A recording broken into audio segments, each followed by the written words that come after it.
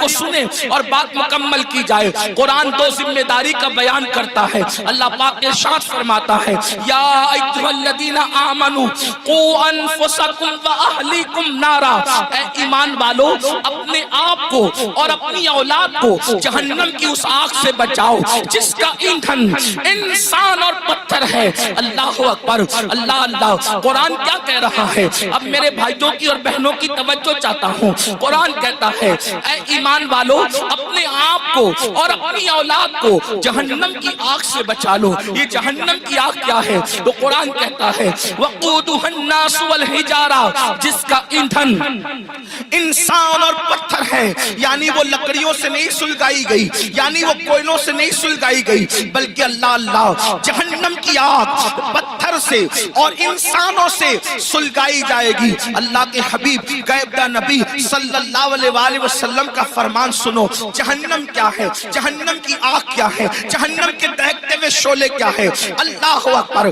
ایک دن میں 3 مرتبہ پیٹ بھر کے کھانے والوں اور اللہ کی نافرمانی کرنے والوں، اپنی راتوں کو بے فکری کے ساتھ گزارنے والوں، اللہ کی نافرمانی کرنے والوں، نرم نرم گدوں پہ لیٹ کر کے قبر کی رات کو بھول جانے والوں، قبر کی رات کو فراموش کر دینے والوں، کبھی سود کا دھندا کر کے، کبھی بیاج کا دھندا کر کے، کبھی اپنے پیٹ کے اندر یتیموں کا مال جہنم کی آگ کی شکل میں بھرنے والوں، ذرا توجہ کرو۔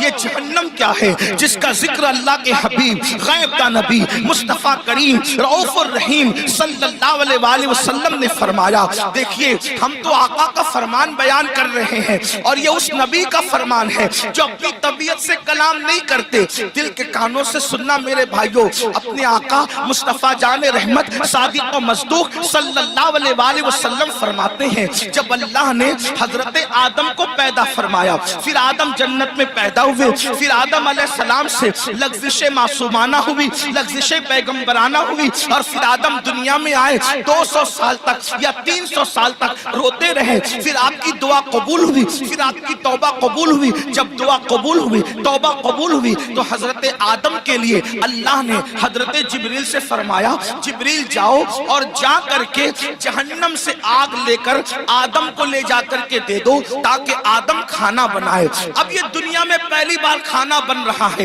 اللہ اکبر۔ کون بنا رہا ہے کھانا؟ حضرت آدم۔ دنیا کی پہلی ڈش بن رہی ہے، دنیا کا پہلا کھانا بن رہا ہے، اور کون بنا رہا ہے؟ آدم علیہ السلام۔ اس کے لیے آگ، ابھی تک دنیا میں آگ نہیں تھی، دنیا میں آگ کا عطا پتہ نہیں تھا، بلکہ اب آگ کی ضرورت پڑی حضرت انسان کو۔ یہاں پر جو ہسٹری کے طالب علم ہیں اور تاریخ کے طالب علم